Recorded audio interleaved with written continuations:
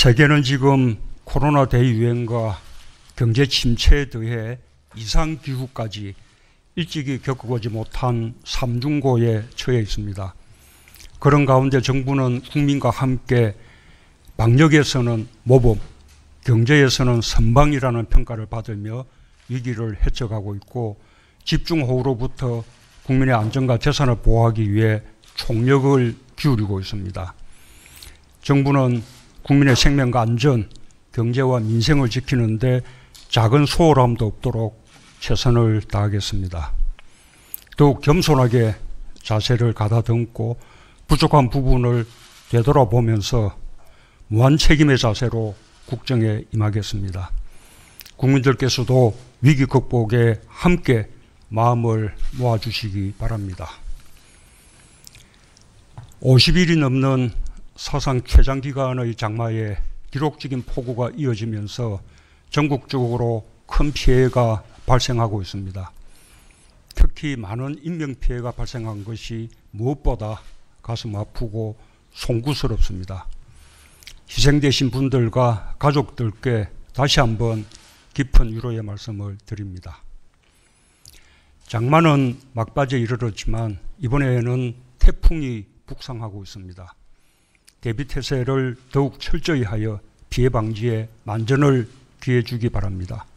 피해 지역의 신속한 복구와 지원에도 적극 나서주기 바랍니다.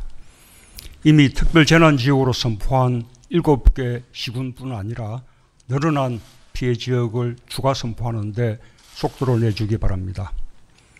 재난 복구에는 군 인력과 장비까지 포함하여 가용 자원을 총동원하고 이재민과 일시대피 주민들이 불편함이 없도록 세심하게 살피면서 하루빨리 일상으로 복귀할 수 있도록 최선을 다해 주기 바랍니다. 그와 함께 피해의 원인과 책임을 규명하는 데도 소홀함이 없어야 하겠습니다. 댐의 관리와 4대강 보호의 영향에 대해서도 전문가들과 함께 깊이 있는 조사와 평가를 당부합니다. 4대강 보가 홍수 조절에 어느 정도 기여하는지를 실증적으로 분석할 수 있는 기회이기도 합니다. 전 지구적인 기상이변으로 세계 도처에서 대규모 재난재해가 일어나고 있습니다. 아시아 일대의 폭우 피해뿐 아니라 시베리아는 8만 년 만의 고온현상, 유럽은 폭염으로 큰 어려움을 겪고 있습니다. 지구온난화로 인한 세계적인 이상기후 현상은 갈수록 심해질 것입니다. 기후변화에 대한 국제협력에 우리나라도 적극 참여하면서 앞으로의 기상변화까지 대비하여 국가의 안전기준과 관리 시스템을 강화해 나가겠습니다.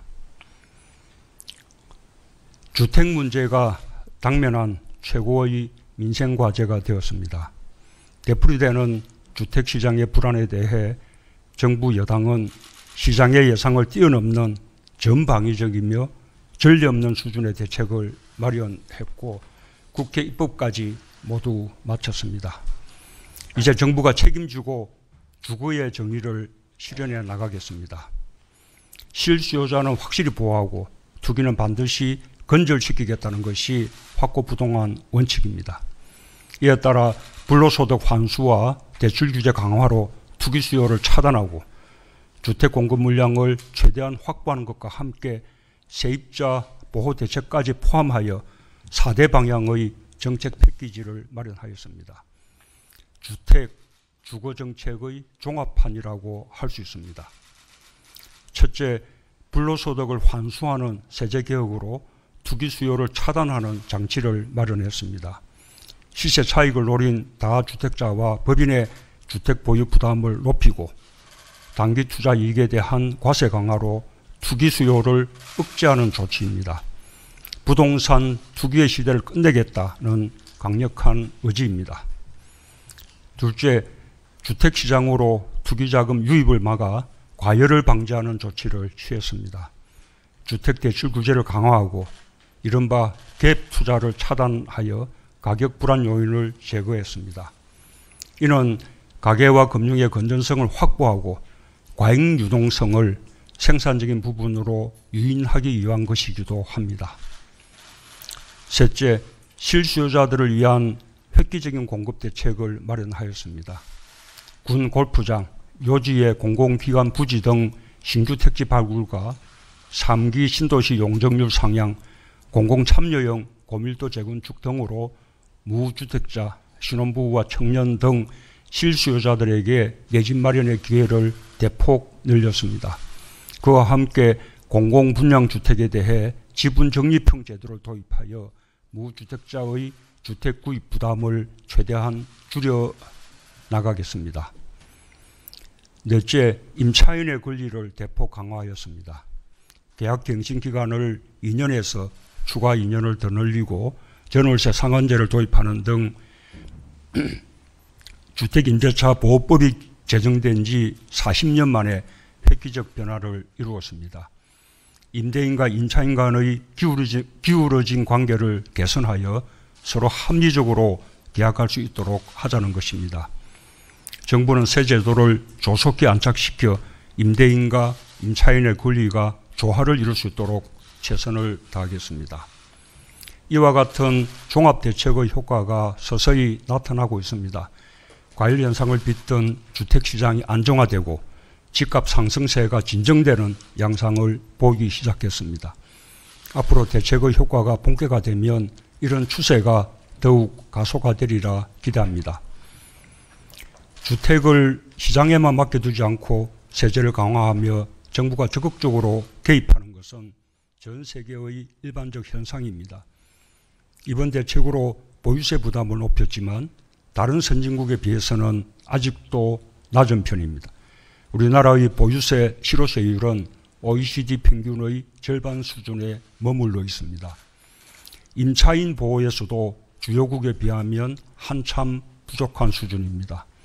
독일, 프랑스, 영국, 일본, 미국 등 주요 선진국들은 일정한 예외 사유가 없는 경우 무제한의 계약갱신 청구권을 인정하고 있고 특히 주요 도시들에는 표준 임대료나 공정 임대료 제도 등을 통해 임대료 상승을 제한하는 경우가 많습니다.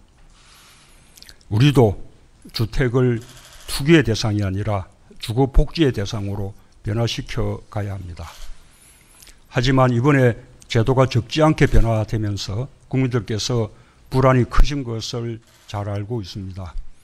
정부는 변화된 정책을 상세히 알려 국민들께 이해를 구하고 현장에서 혼선이 발생되지 않도록 최선을 다하겠습니다. 또한 이번 대책이 완전할 수는 없는 것이므로 계속해서 보완해 나가겠습니다. 앞으로 중저가 1주택 보유자들에 대해서는 추가적으로 세금을 경감하는 대책도 검토하겠습니다. 공공임대주택을 저소득층을 위한 영구임대주택뿐 아니라 중산층까지 포함하여 누구나 살고 싶은 질 좋은 평생주택으로 확장하고 교통문제 등 필요한 후속 대책을 빠르게 마련하겠습니다. 또한 대책의 실효성을 위해 필요시 부동산 시장 감독기구 설치도 검토하겠습니다. 고시원, 쪽방, 지하방, 비닐하우스 등 최저 주거 기준에 미달하는 주거의 질을 높여나가는 노력도 개선해 나가겠습니다.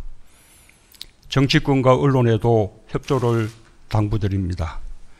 주택 보유자와 무주택자, 임대인과 임차인의 갈등을 부추기거나 국민의 불안감을 키우기보다는 새 제도의 안착과 주거의 안정화를 위해 함께 힘써주길 바랍니다. 예, 이상입니다.